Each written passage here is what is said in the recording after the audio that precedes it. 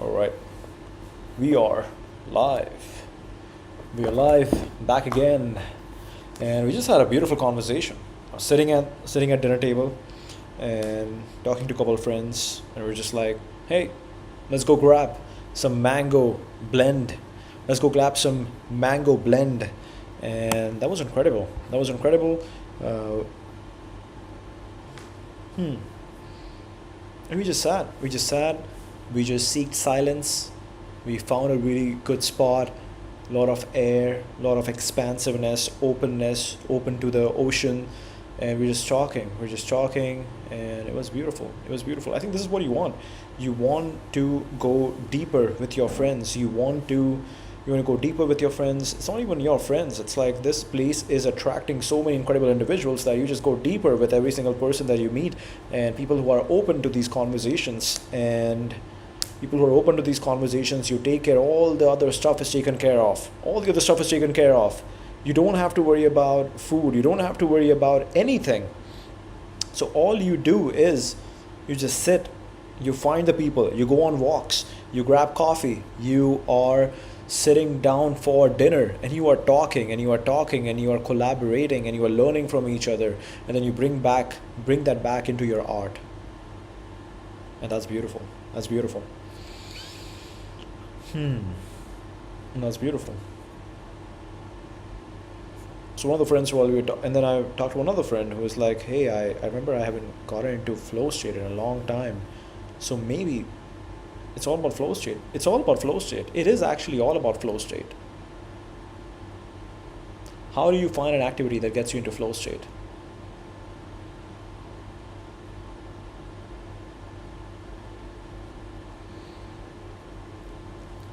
Curiosity is a way that can keep you curiosity. School of curiosity is a way, or maybe we call it school of school of flow school, flow school. Maybe we call it flow school. I don't know. Maybe we call it flow school. But we'll keep seeing how this evolves.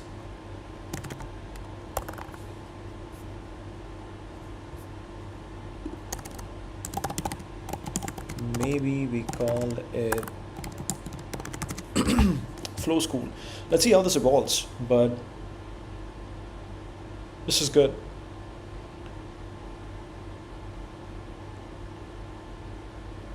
Yeah, very interesting conversation. A lot of people are talking about the competitiveness. We were talking about IIT. I think that was very, very interesting. It's very interesting when somebody says a net new idea.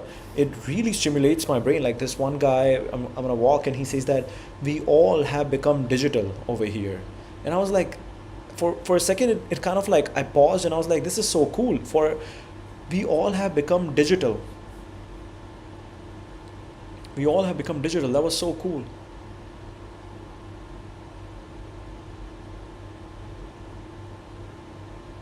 Because that means that your reputation will be mocked, your reputation will be understood, you will be given reputation, you will be given benefits of your reputation based on a new criteria, which is based on your contribution to the digital environment, to the digital ecosystem. It's now less about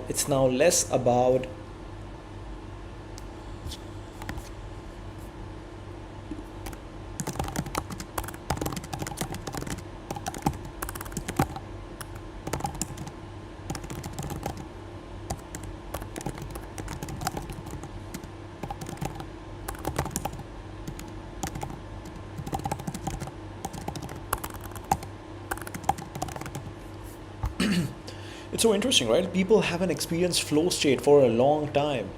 There's a guy who met me, and he's like, I used to experience, like, there's an activity that I experience. Oh wow, he actually asked me really good questions, and I let him ask questions, because it's like the moment as he's asking me questions, I'm learning about it. I'm learning about what people care about.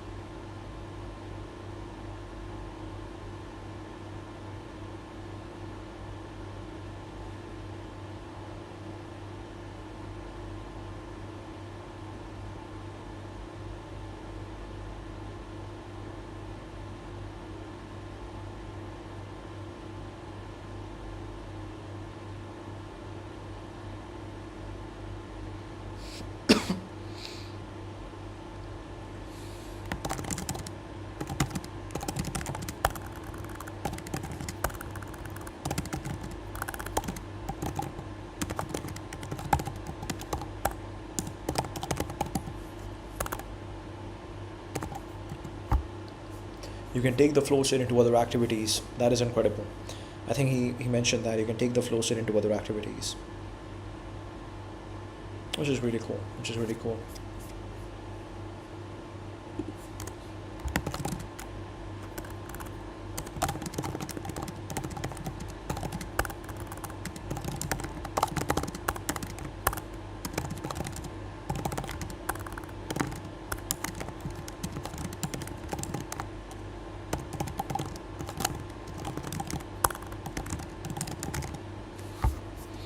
Yeah, what do you pay? What do you pay for? What do you pay for is accountability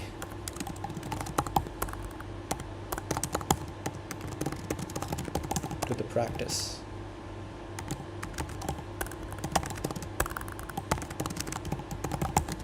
Of daily live stream. What you pay for is the accountability to the practice of daily live stream. It could be just it could be it could be just 5 seconds, it could be 10 seconds, it could be 15 seconds, it could be 20 seconds, it could be 30 minutes, it could be 2 hours, it could be 3 hours. But what you do is you make sure you do it every single day. That's it. You do it every single day, or at least 5 times a week. You do it at least 5 times a week, and that will change how you think. That will change how you feel.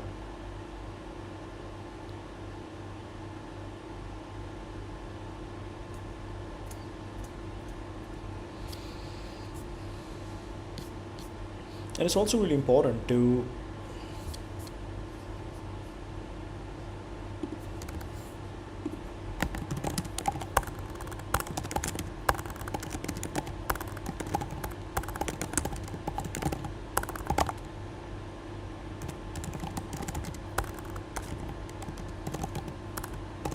it's very interesting when you look at your work through the lens of flow state. When you look at your work through the lens of flow state, that is beautiful. Because I don't know if most people look at their work through the lens of flow state. When they start looking at their work through the lens of flow state, it totally changes the game. It totally changes the way they think about it. Let's see. Give me the key lessons from the book Outsiders by Colin Wilson. Visual Flow is getting everything right. Visual Flow is getting everything right. This is crazy. But anyways, there's this one idea that a friend said about, which was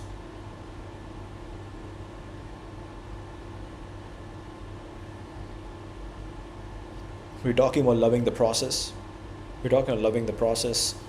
But you need to still know where you're pointing towards. You're pointing towards helping.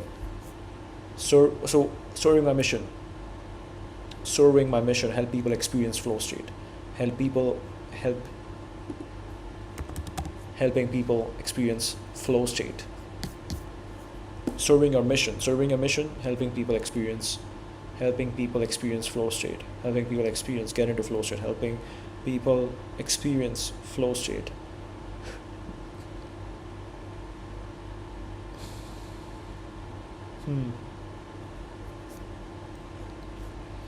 Colin Wilson's famous book, The Outsider, singular.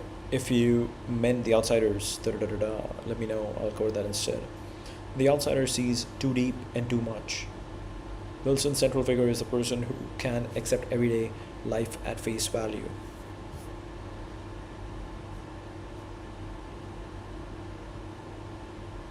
Helping people experience flow state, helping people get into flow state.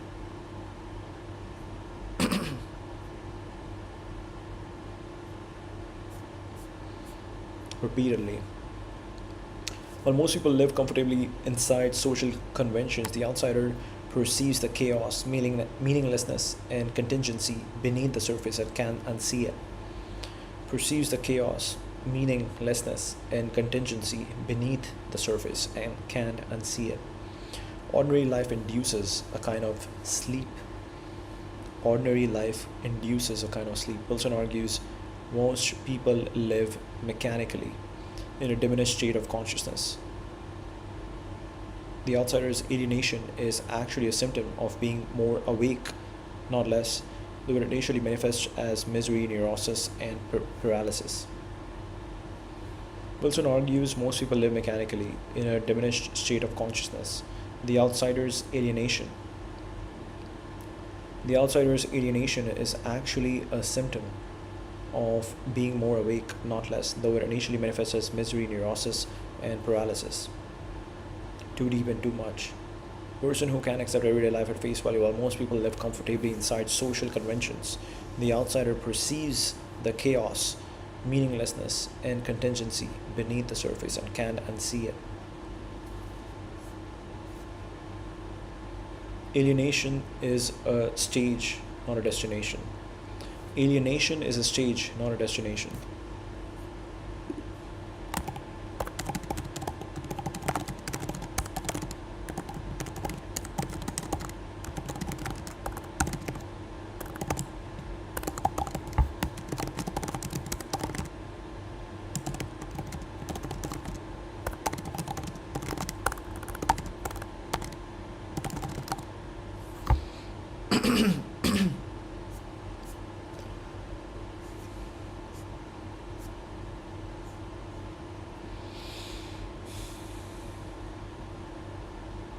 Alienation is actually a symptom of being more awake, not less.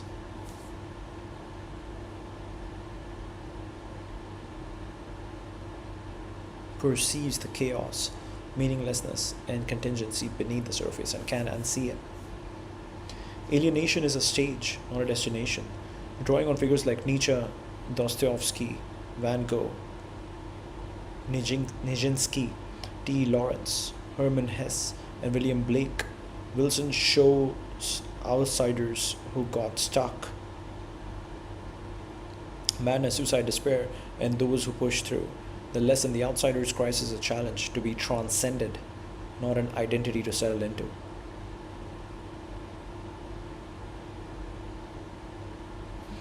The lesson, the outsider's crisis, is a challenge to be transcended, not an identity to settle into. The outsider's crisis is a challenge to be transcended, not an identity to settle into. The problem is fundamentally one of consciousness and will. Wilson rejects the gloomy conclusions of French existentialism. Sartre, Camus. Wilson rejects the gloomy conclusions of French existentialism. Sartre, Camus, where they saw absurdity as final. Wilson believed humans have untapped reserves of perception and vitality, moments of intense affirmation. What he later called peak experiences reveal that meaninglessness is a failure of perception, not a fact about the world. Is a failure of perception, not a fact about the world. Three types of outsider must be integrated. He sketches the intellectual outsider, thinks too much. The emotional outsider feels too much. And the physical, will-driven outsider acts too much. Intellectual outsider thinks too much, emotional outsider feels too much, and physical, will-driven outsider acts too much. Wholeness requires uniting intellect, emotion, and body. Figures like Ramakrishna or Blake came closest. Wholeness requires uniting intellect, emotion, and body. Intellect, emotion, and body. This is a pretty cool book. Wow.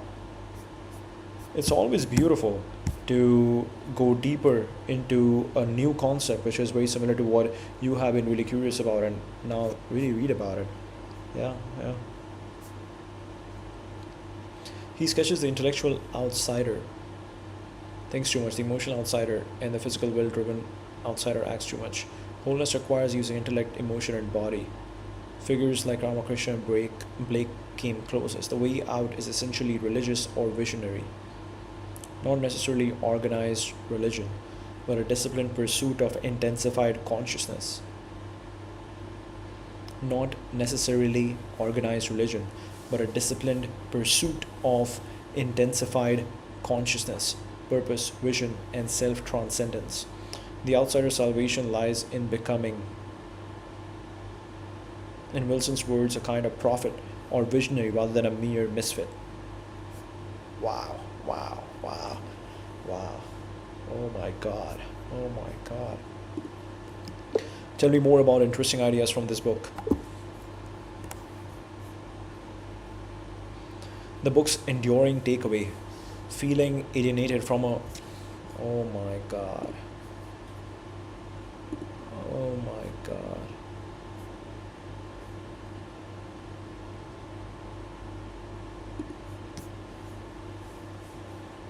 This is pretty good.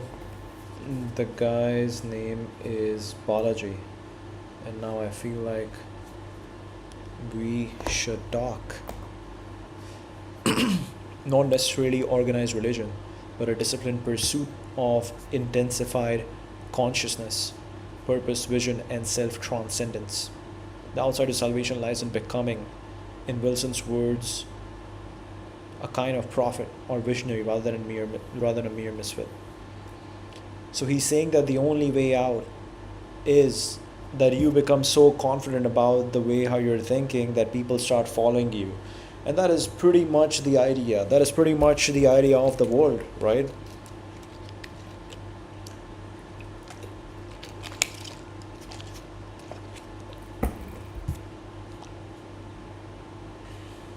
A prophet or visionary.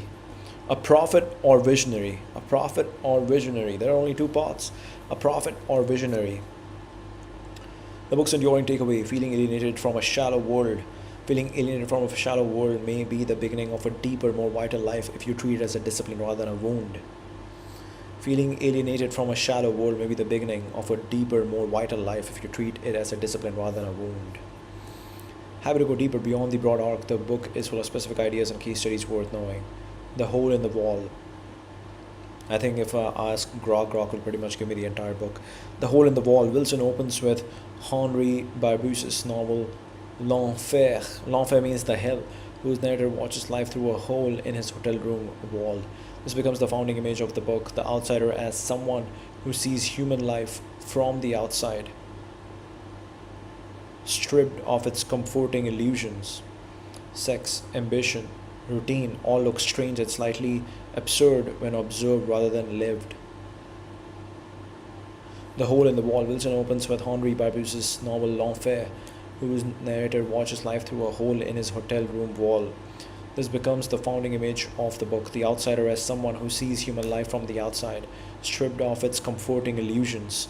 Sex, ambition, routine all look strange and slightly absurd when observed rather than lived. The unheroic hypotheses. Wilson argues that modern literature and modern civilization tacitly assumes humans are small, determined, unfree creatures, what he calls the unheroic premise. The outsider is the person who instinctively rebels against this, sensing that humans have far greater possibilities than materialist culture admits. Wilson saw H. G. Wells' late despairing pamphlet Mind at the End of Its Tether as the dead end of pure intellect facing this problem.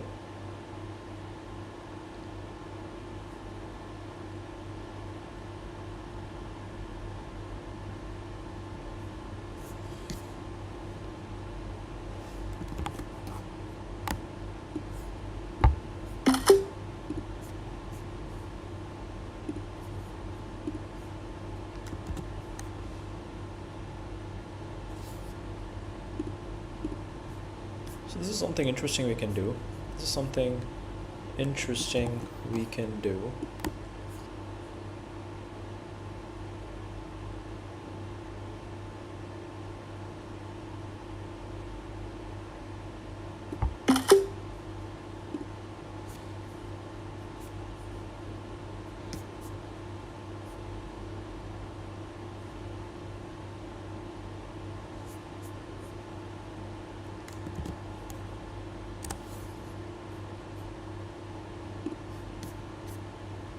All right, let's see. We'll do something interesting.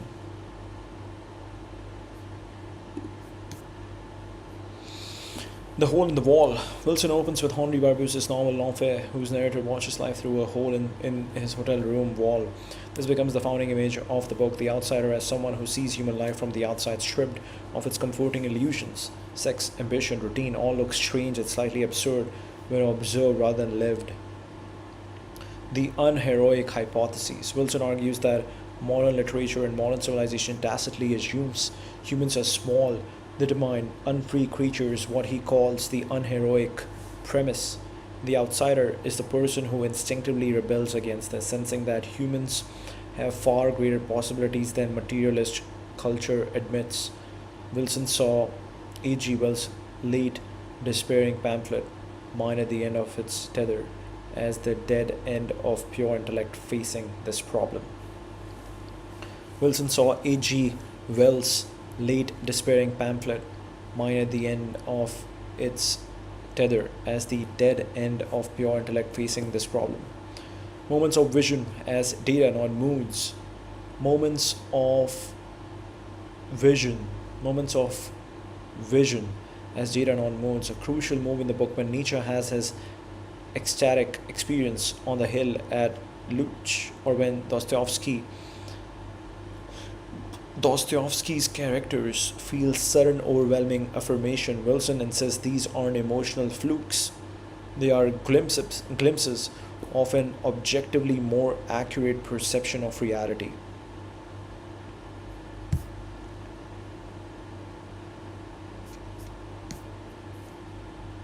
They are glimpses of an objectively more accurate perception of reality. He treats mystical experience as evidence about consciousness, the way a scientist treats anomalous results. The philosophical question becomes, how do you get there deliberately?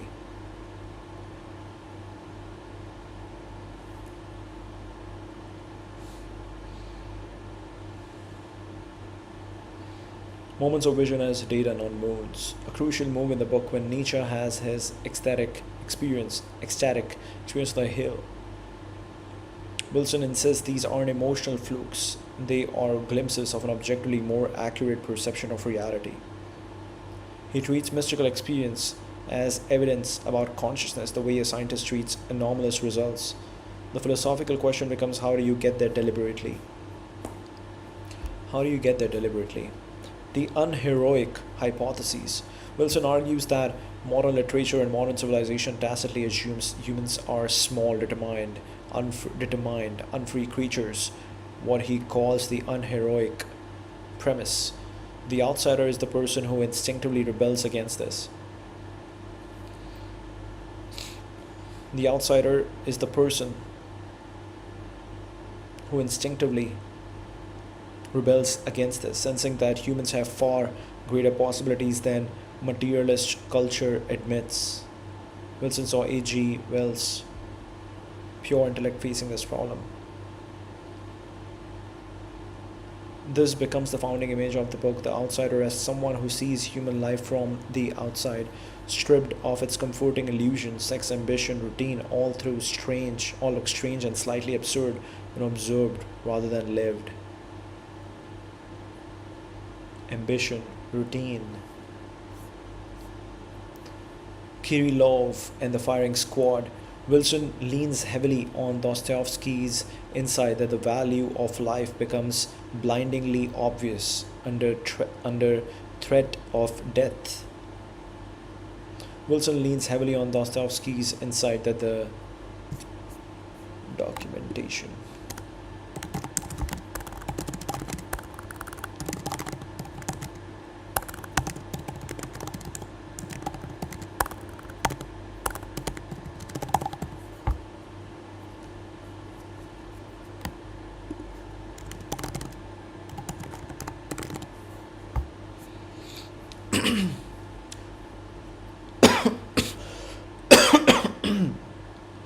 Wilson leans heavily on Dostoevsky's insight that the value of life becomes blindingly obvious under the threat of death. Himself faced a mock execution and described the world becoming infinitely precious in those minutes. Wilson's point that intensity was always available. The firing squad didn't add anything to reality, it just removed.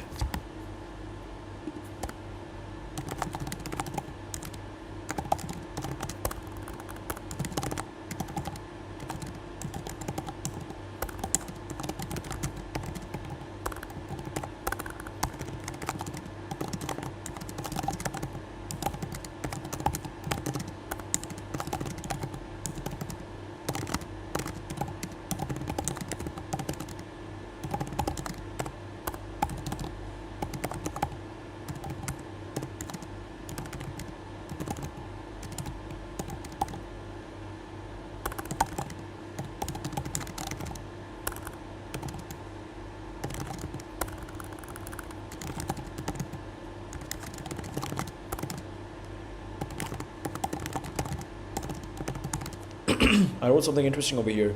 Going live means you are on camera. The world is looking at you. That forces intensity, that forces you to be better, perform better, engage intensely. Flow state needs some danger, some risk. Now your reputation is at risk. Now you feel risk, you feel some intensity, and this is exactly what's happening over here. It's exactly what's happening over here. The firing squad.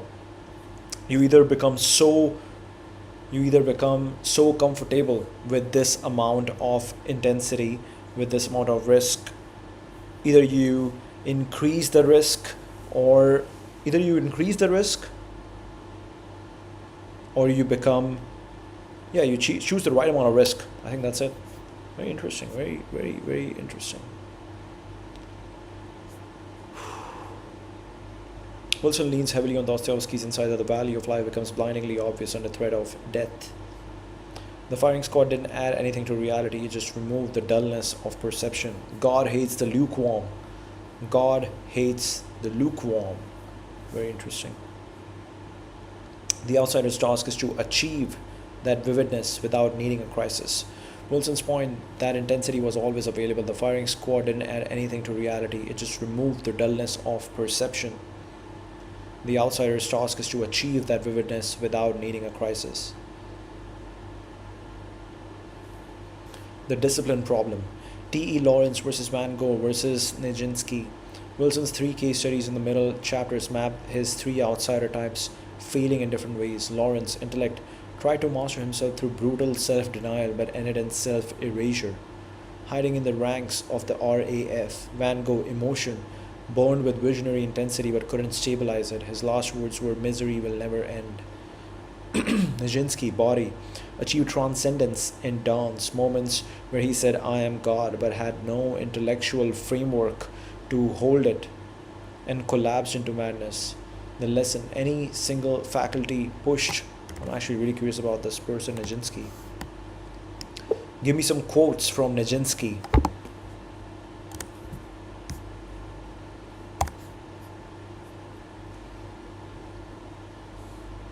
One of those figures whose words feel inseparable from the edge he lived on. Many of his most striking quotes come from the diary of Vaslav Nijinsky, written in 1919, shortly before he was institutionalized. What does that mean? They alternate between mystical clarity, artistic insight, and psychological fragmentation. I'm an artist who loves all shapes and all kinds of beauty. God is beauty with feeling. Beauty is in feeling. I'm an artist. Department of Dance. What a name. Oh no. Go back. Yes, go back to where we were.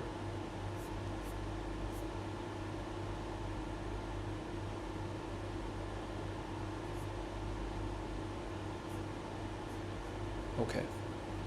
I'm an artist who loves all shapes and all kinds of beauty. God is beauty with feeling. Beauty is in feeling.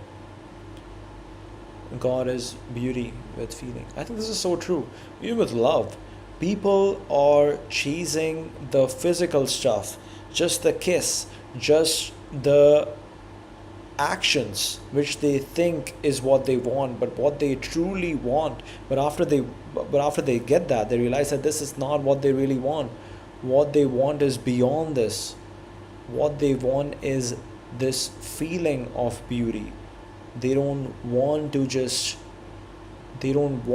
physical stuff. They want the feeling. So interesting.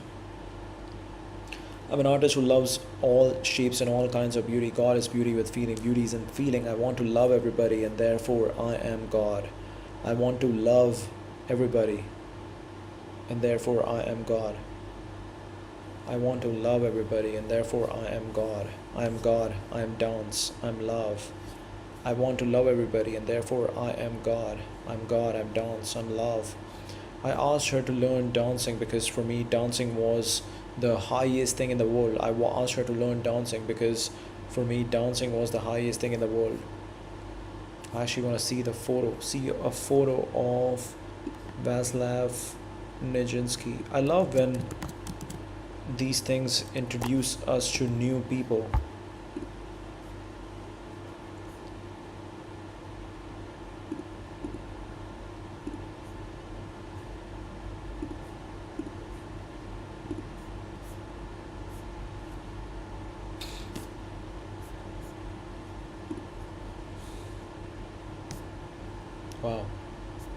Very interesting.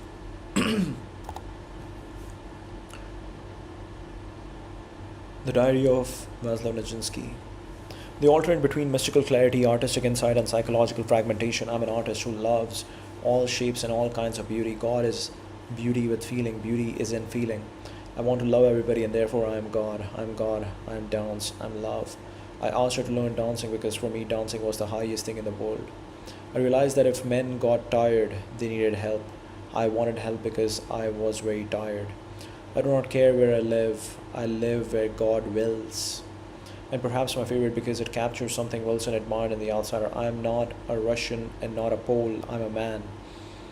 Nijinsky, fascinating is that he wasn't trying to become a philosopher. He was a dancer trying to describe states of consciousness that exceeded ordinary language. Reading him can feel like reading someone standing at the border between revelation and breakdown. For someone interested in Colin Wilson, this line of thought is particularly relevant. Beauty is in the feeling. Wilson's entire project was the idea that reality becomes richer or poorer depending on the intensity of consciousness brought to it. Nijinsky arrived at a similar place through dance rather than philosophy. Nijinsky arrived at a similar place through dance rather than philosophy. The dancer, the mystic, and the outsider were all wrestling with the same question. Can human experience become more vivid than our normal state? Can human experience become more vivid than our normal state? Very interesting, very interesting. And this will make you do things, right? This will make you do things. Flow state. Kirillov and the firing squad, the vividness without aiding a crisis. There's been problem. Nijinsky achieved transcendence in dance, moments where he said I am God but had no intellectual framework to hold it, collapsed into madness. The lesson, any single faculty pushed alone destroys the person. So you want to push on intellect, you want to push on emotion, and you want to push on body. Intellect, emotion, and body. You want to push on all three of them. Ivan Karamazov's rebellion.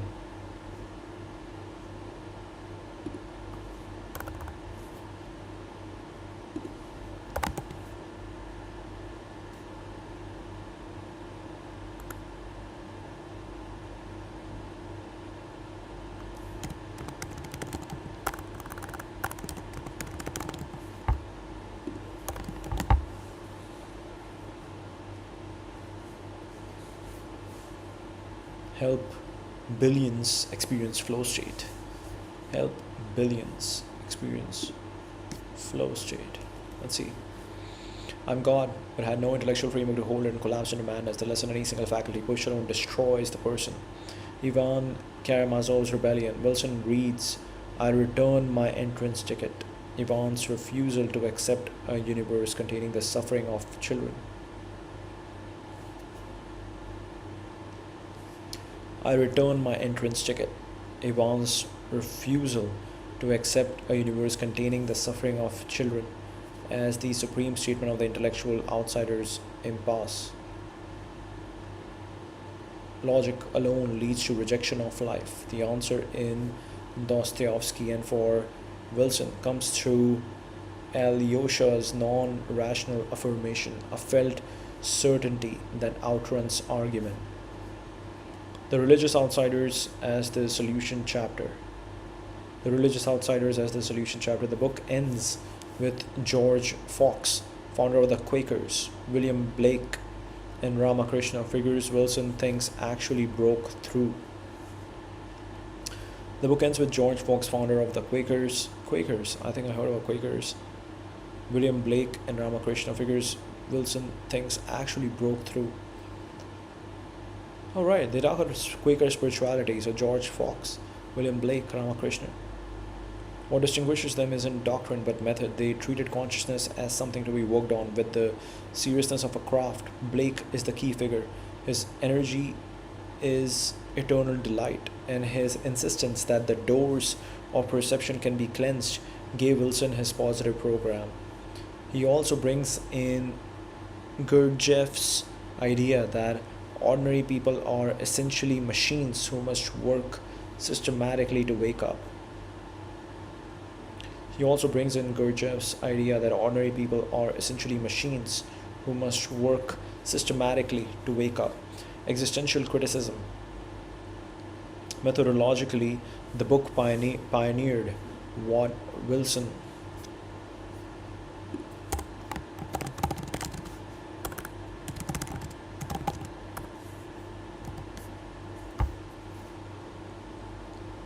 Methodologically, the book pioneered what Wilson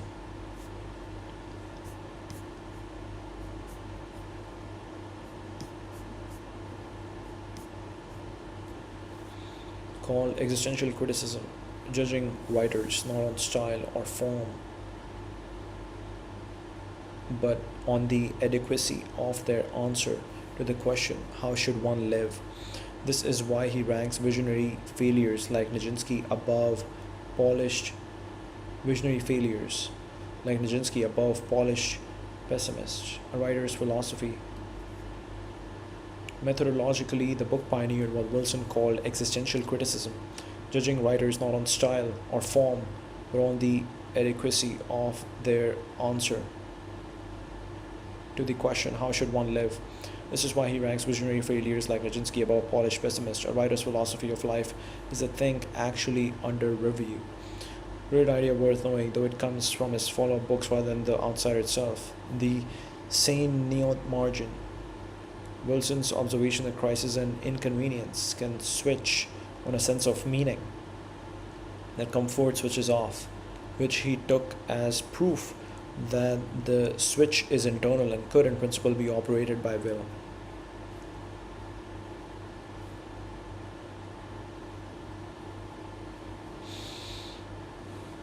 Wilson's observation that crisis and inconvenience can switch on a sense of meaning, that comfort switches off, which he took as proof that the switch is internal and could in principle be operated by will. If you want, I can also sketch how the book was received. It made Wilson famous at 24, then the backlash nearly buried him, or how these ideas evolved in the rest of his outsider cycle. Tell me about the backlash that buried him. Whoa. That's crazy. That is crazy. The backlash buried him. So the great rise and fall stories in 20th century British letters happened with astonishing speed. The whole arc took barely 18 months. The Rise, May 1956. The Outsider was published when Wilson was 24. Working class autodidact from Leicester, who had famously written parts of it in the British Museum reading room while sleeping rough in a sleeping bag on Hampstead Heath to save rent. The two most powerful critics in England, Cyril Connolly and Philip Tonabee, both gave it rapturous reviews on the same Sunday. Tonabee called it remarkable. Connolly hailed Wilson as a major new talent. The first printing sold out almost immediately. Wilson was lionized as a genius, photographed everywhere, and lumped together with John Osborne, whose Look Back in Anger premiered the same month as a leading angry young man. The sleeping bag detail became legend. Here was British's homegrown existentialist. While the backlash was almost inevitable, several forces converged. The literary establishment grew embarrassed at its own enthusiasm. There was a sense the praise had been wildly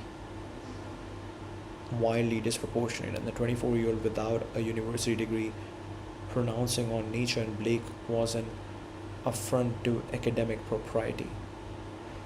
Scholars began picking at the book's loose quotations and second-hand sources. Wilson didn't help himself.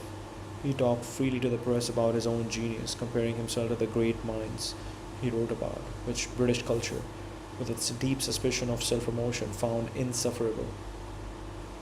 The horsewhip incident. Oh no. The fatal blow was tabloid farce rather than literary criticism. Wilson was living with his girlfriend, Joy Stewart, while still married to his first wife. Was living with his girlfriend, Joy Stewart, while still married to his first wife. Joy's father got hold of pages from Wilson's private journals, misread some fictional notes for a novel about a sexual deviant as Wilson's actual confessions, and stormed into Wilson's flat with a horsewhip, shouting words to the effect of Wilson, the game is up.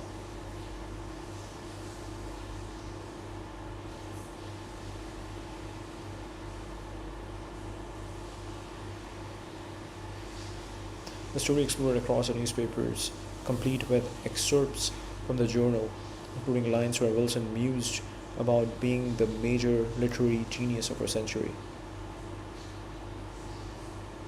The angry young man became a national joke overnight. He and Joy fled to Cornwall to escape the press, and he stayed there for the rest of his life.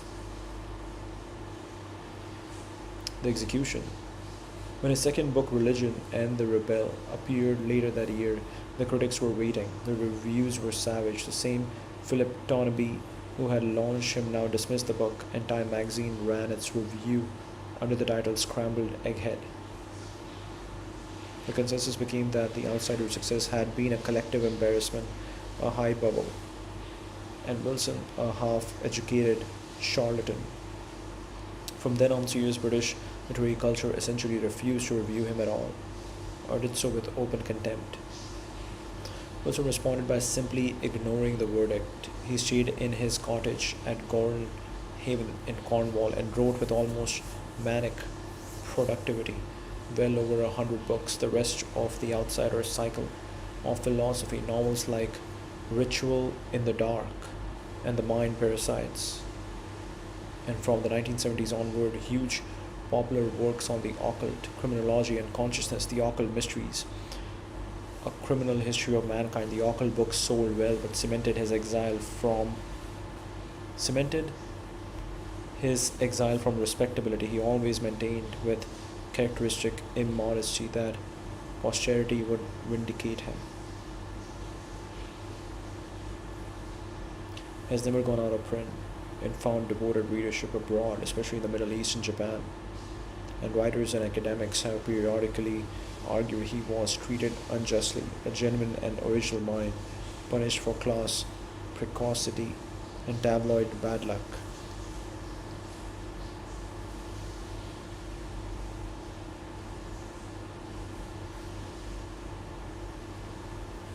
Wow. Wow. Colin Wilson.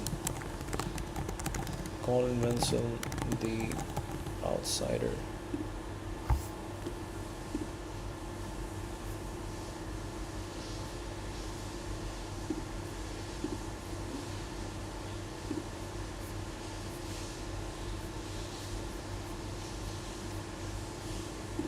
Wow. Give me some more interesting ideas from the book, The Outsider. Very interesting, very interesting. It's always interesting to understand not only the book, not only the concepts, but the creator of that book and their life story. And basically, he became the outsider. The world made him the outsider. Hmm.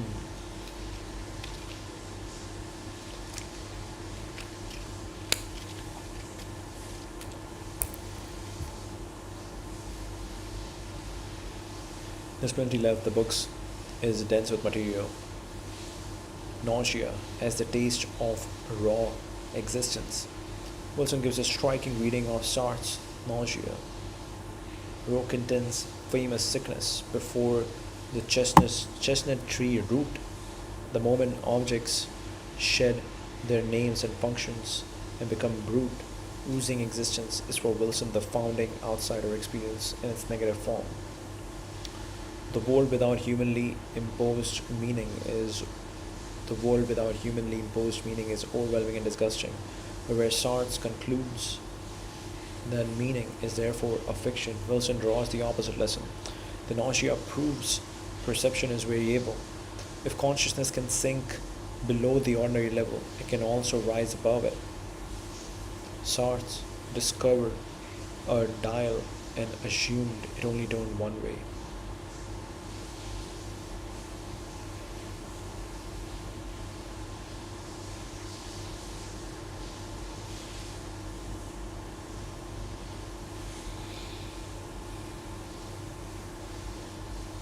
Very interesting. Mere salt and the ultimate yes. His reading of Camus' The Stranger follows the same pattern. Mere salt drifts through life in affectless passivity. An outsider so detached he doesn't cry at his mother's funeral. But Wilson fixes on the ending, facing execution. But Wilson fixes on the ending, facing execution.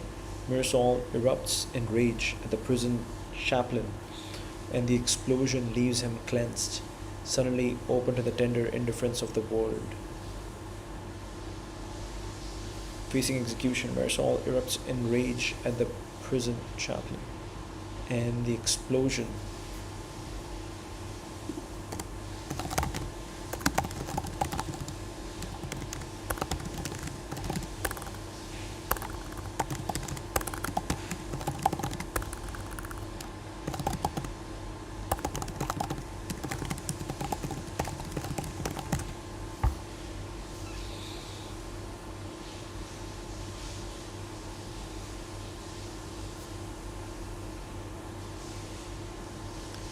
Mersal drifts through life in affectless passivity. An outsider so detached he doesn't cry at his mother's funeral. Facing execution, Mersal erupts in rage at the prison chaplain, and the explosion leaves him cleansed, suddenly open to the tender indifference of the world, wishing to live it all again. Wilson's point: even Camus, the laureate of the episode, couldn't avoid showing that intensity converts meaninglessness into affirmation. Intensity converts meaninglessness into affirmation. The ultimate no keeps collapsing into an ultimate yes whenever enough vital energy is present. The Steppenwolf fallacy. The Hermann Hesse chapter contains one of the book's best ideas. Harry Haller believes he is two beings, a refined man and a savage wolf, and his misery comes from the war between them. But the novel's treatise tells him his error. He is not two selves but thousands. Wilson seizes on this. The outsider's standard mistake is to dramatize himself as a simple duality: spirit versus flesh, genius versus failure, when the real task is orchestrating a multitude of cells into a hierarchy. Self division is a misdiagnosis. The disease is lack of a governing purpose strong enough to align the crowd within. Wow. This reminds me of what we looked into today about king, warrior, magician, lover. Magician, transformation, warrior, discipline, lover, presence, aliveness, playful, child. King, someone who takes care. Stability, king is stability. The Country of the Blind. Wilson uses A.G. Wells' short story as the perfect outsider parable. Wilson uses A.G. Wells' short story as the perfect outsider parable. A sighted man falls into a valley where everyone has been blind for generations. Far from ruling them in the country of the blind, the one-eyed man is king. He is treated as a deluded creature whose ravings about seeing prove he's defective, and the village doctors propose curing him by removing his eyes. That's the outsider's social position exactly. His extra perception registers socially as illness. The pressure he faces isn't persecution so much as the constant, reasonable sounding invitation to be normalized. Isn't persecution so much as the constant, reasonable sounding invitation to be normalized.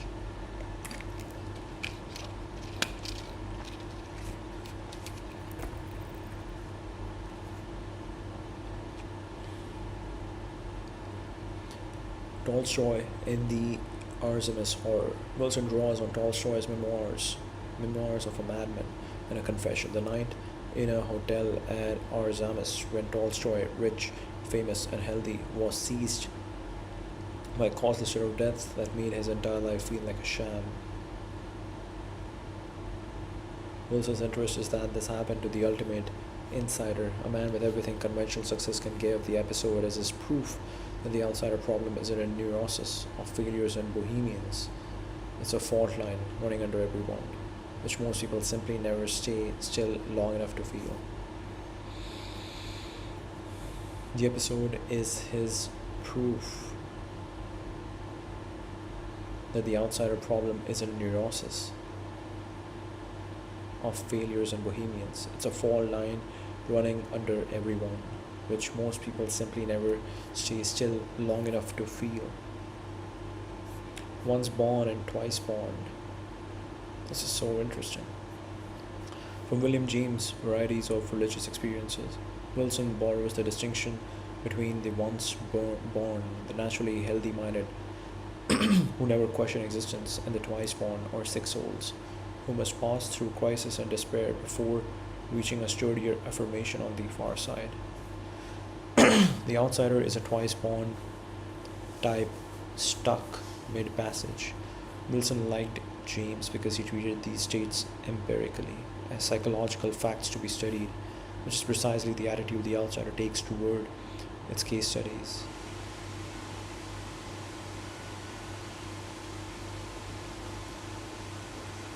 States empirically.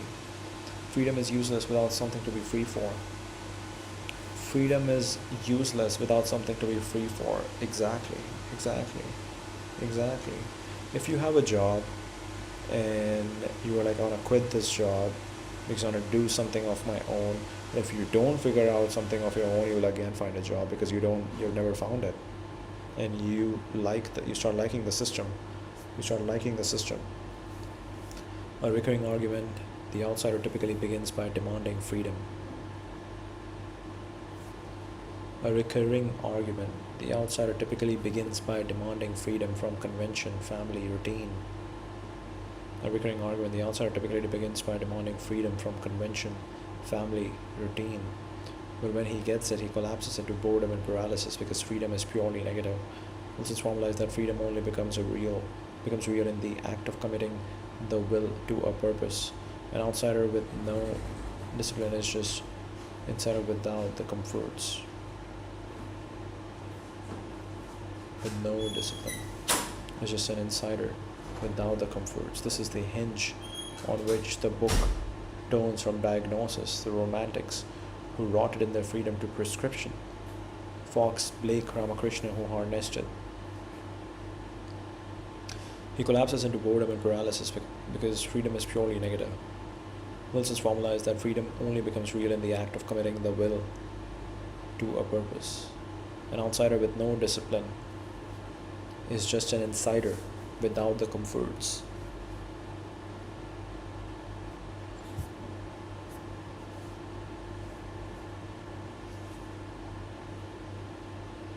An outsider with no discipline is just an insider without the comforts.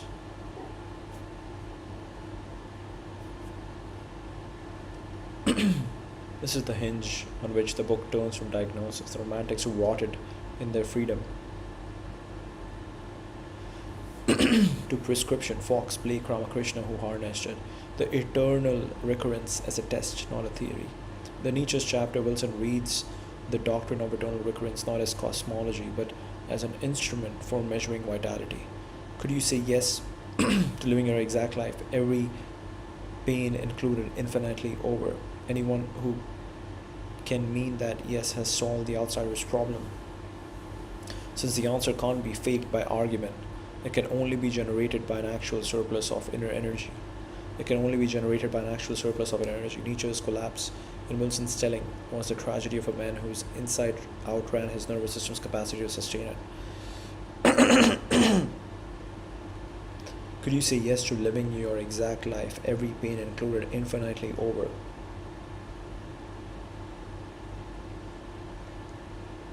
Anyone who can mean that, yes, has solved the outsider's problem, since the answer can be faked by argument.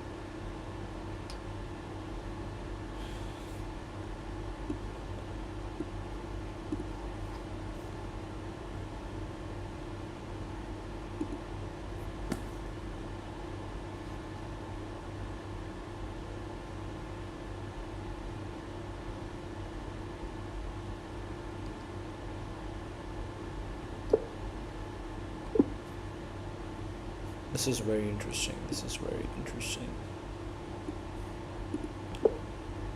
Tell me how. Oh. I need to cancel this one. I don't know if this is visible on screen. This is visible. Okay. Ramakrishna harnessed it.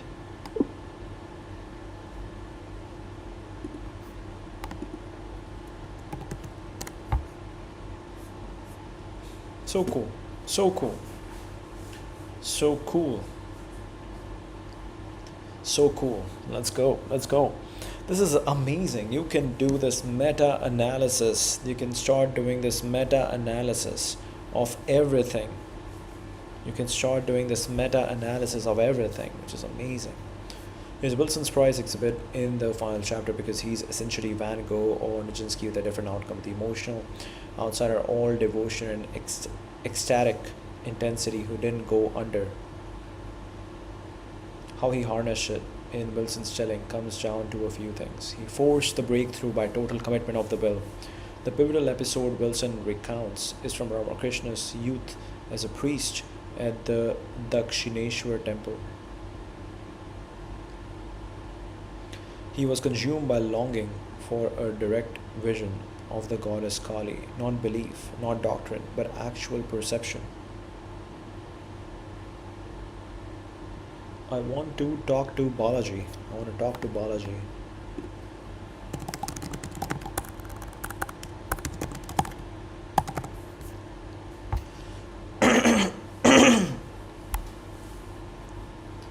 He was consumed by longing for a direct vision of the goddess Kali, not belief, not doctrine, but actual perception.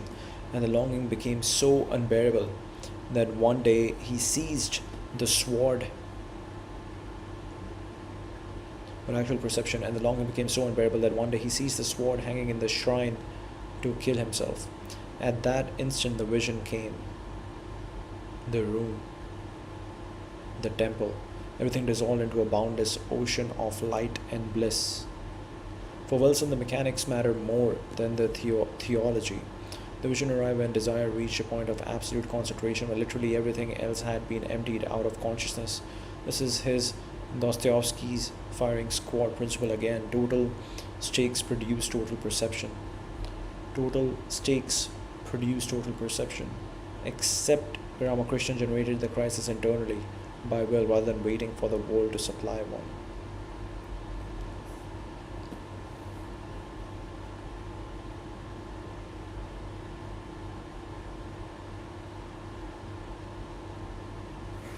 He made ecstasy repeatable instead of accidental. This is the decisive difference from the failed outsiders. Van Gogh's visionary intensity came in fits he couldn't control. He made ecstasy repeatable instead of accidental. This is the decisive difference from the failed outsiders. Van Gogh's visionary intensity came in fits he couldn't control. Nijinsky touched Godhead on stage and then fell back into a life that had no place for it.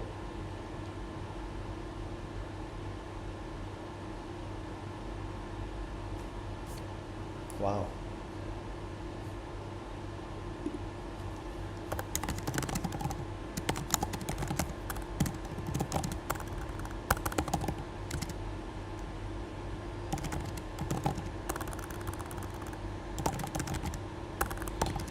For flow state to be repeatable, you need to be on a world stage that is easily accessible. Wow. For flow state to be flow state to be repeatable, you need to be on a world stage that is easily accessible.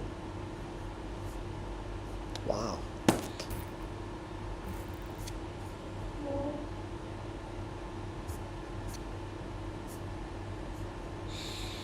Jinsky touched Godhead on stage, and then I think this is the best thing that I've come up with. Oh my god. This is the best thing I think I've come up with.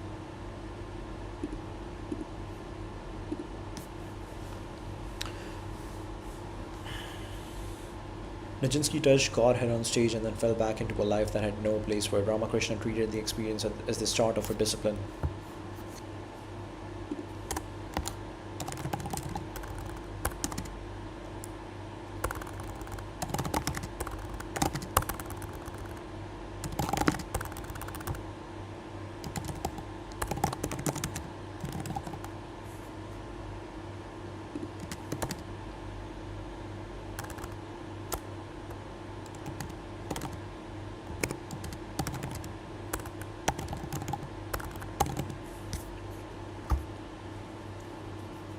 Ramakrishna treated the experience as the start of a discipline. Ramakrishna treated the experience as the start of a discipline. He worked through the traditional sadhana systematically, devotional worship, tantric practice, and finally, formless Vedantic meditation under monk Totapuri, reaching Nirvikalpa Samadhi, the contentless absorption that is supposedly the summit of mystical attainment. That is the summit of mystical attainment. The result Wilson stresses is that samadhi became almost effortless for him. In later life, the slightest trigger, a phrase of devotional song, a word about God could send him into ecstasy. What is a once in a lifetime accident for the Western romantic became for Ramakrishna a developed faculty. That's exactly what Wilson means by harnessing, converting the moment of vision from something that happens to you into something you can do. Converting the moment of vision from something that happens to you into something you can do.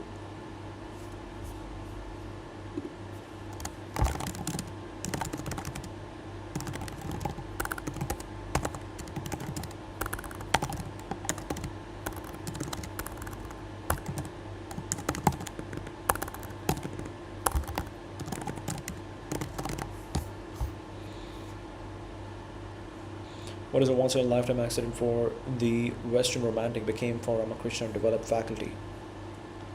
That's exactly what Wilson means by harnessing, converting the moment of vision from something that happens.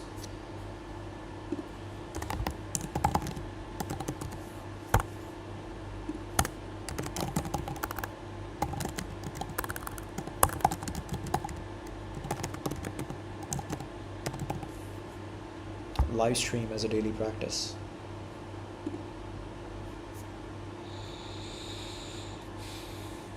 Once in a lifetime accident for the Western romantic became for Ramakrishna a developed faculty. That's exactly what Wilson means by harnessing, converting the moment of vision from something that happens to you into something you can do. He had a framework that interpreted his states instead of pathologizing them.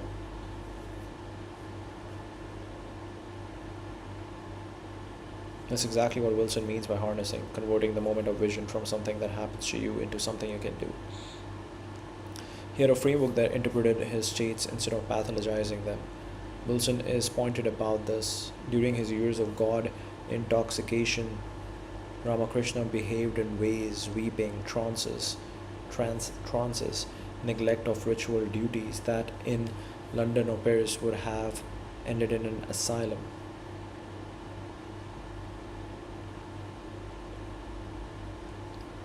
Weeping, trances, neglect of ritual duties that in London or Paris would have ended in an asylum.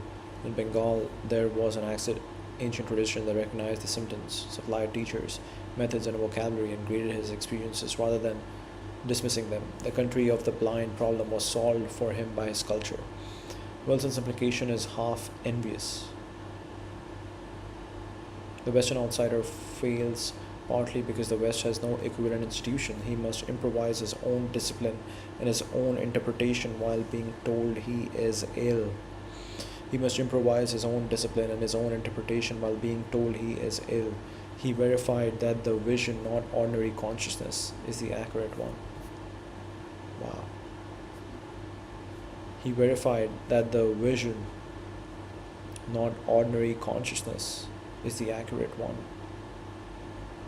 Ramakrishna's mature position that the world perceived in ordinary consciousness and the bliss perceived in samadhi are both real, but the second reveals what the first conceals, is for Wilson the empirical confirmation of his whole thesis that meaninglessness is a deficiency of perception. He verified that the vision, not ordinary consciousness, is the accurate one. Ramakrishna's mature position that the world perceived in ordinary consciousness and the bliss perceived in samadhi are both real.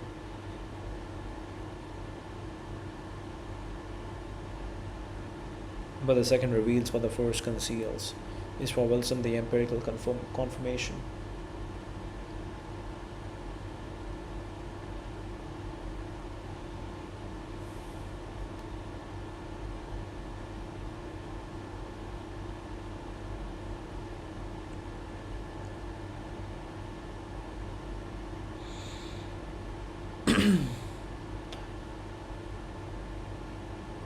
Empirical confirmation of his whole thesis that meaninglessness is a deficiency of perception.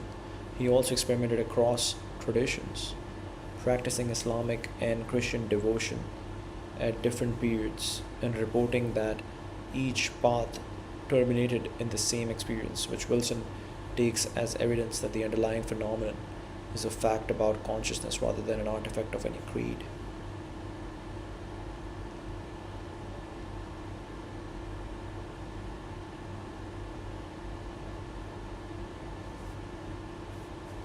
Which Wilson takes as evidence that the underlying phenomenon is a fact about consciousness rather than an artifact of any creed.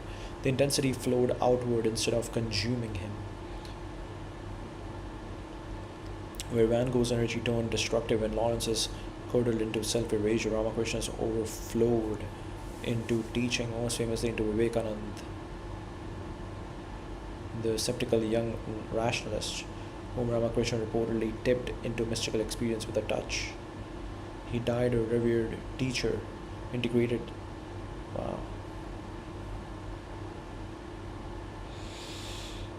Overflowed into teaching, most famously into Vivekananda, the skeptical young rationalist, whom Ramakrishna reportedly tipped into mystical experience with a touch. He died a revered teacher, integrated and at peace. In Wilson's scheme, he's the proof case. The outsider's problem is not a terminal condition. It is not a terminal condition, but a stage, and with method, tradition, and sufficient force of will, the man who sees too deep and too much can stabilize the seeing and live there.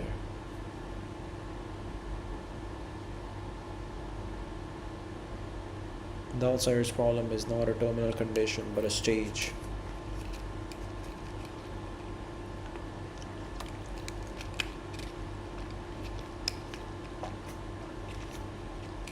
With method, tradition, and sufficient force of will, the man who sees too deep and too much can stabilize the seeing and live there. One caveat: Wilson himself half conceals Ramakrishna solves the problem on terms most Western outsiders can simply borrow: a temple, a goddess, inherited tradition.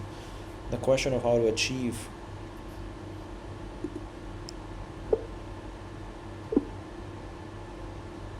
this is beautiful. Wow.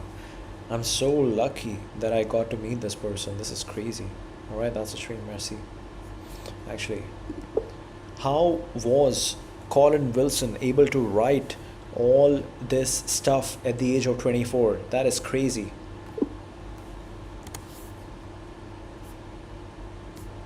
That is crazy. That is crazy. How did he write that?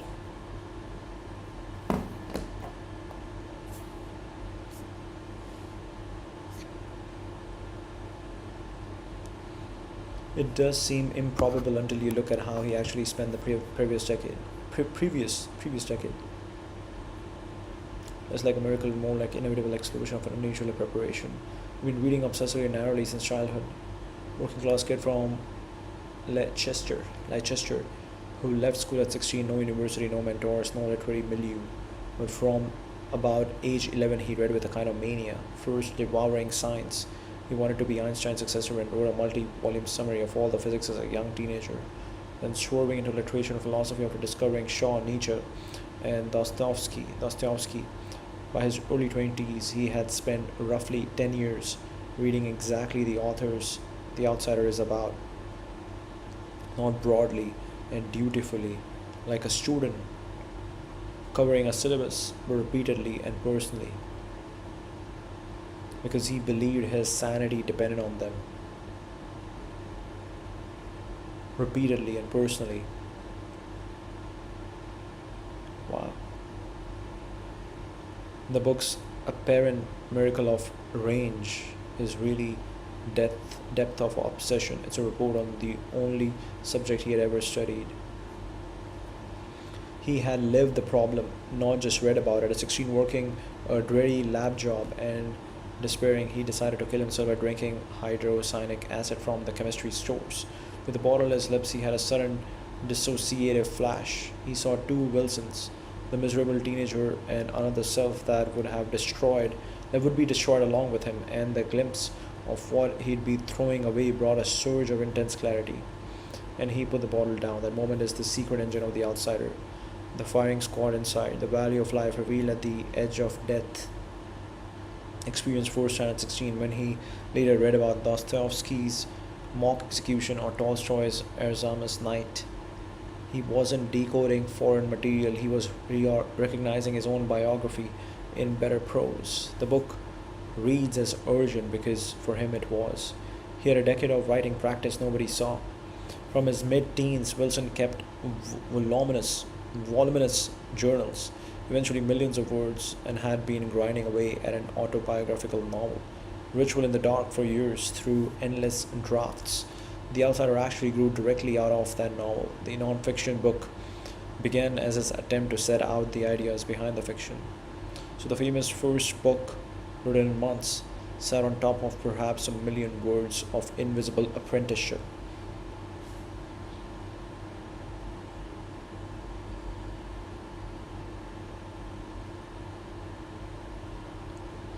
So the famous first book,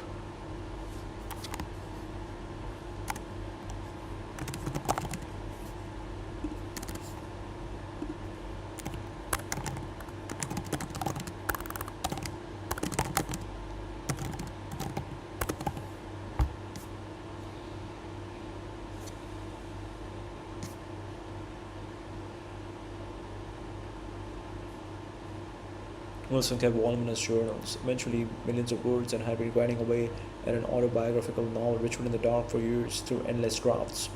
The Outsider actually grew directly out of that novel. The non-fiction book began as his attempt to set out the ideas behind the fiction. So the famous first book, written in months, sat on top of perhaps a million words of invisible apprenticeship. On Christmas Day, alone in his room with nothing to do, he wrote in his journal an analysis of his own situation. Realized that the figure he kept circling, the man who sees too deep and too much, was a recurring type across modern literature, and saw the whole book at once.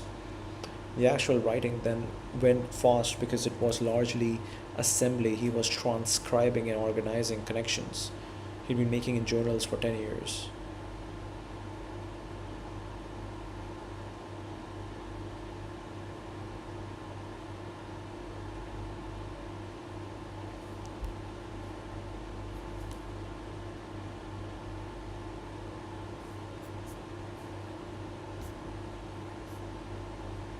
The sleeping bag wasn't a stunt. The legendary detail is true. To avoid wasting money on rent, he slept rough in a waterproof sleeping bag on Hampstead Heath, and spent every day writing in the British Museum reading room. Total poverty, no social life, no obligations, a monastic setup that gave him what most 24-year-olds lack, which is 8 uninterrupted hours a day. It also produced his crucial stroke of luck. The novelist Angus Wilson was then superintendent of the reading room, took an interest in the intense young man, and offered to read his work. Encouragement that gave Colin the nerve to send the finished manuscript to Victor Gollancz, who accepted it. And he had the temperament of total self belief. This is the part that later destroyed his reputation but first made the book possible. Wilson genuinely believed, without irony, that he was a genius of historic importance. It believed that since his teens, a more reasonable young man would never have presumed to issue confident verdicts on Nietzsche, Blake, and Sartre with no credentials. Wilson's grandiosity removed the inhibition entirely. The same trait that made him insufferable to the press in 1957 is what allowed a lab assistant's son to write as if the entire Western canon were his personal correspondence. There's also a sense in which the question answers itself. Only a 24-year-old could have written it. The book's force comes from someone for whom alienation, the hunger for intensity, and the conviction that life must mean more than offices and routine were not academic topics, but the entire content of daily experience. Critics later pointed out its loose scholarship, and they were right, but its electricity came precisely from being written from inside the problem by someone young enough to still be on fire. It's crazy. It's amazing. It's amazing that someone can write that at 24. This is incredible. Thank you. That's the stream. Merci.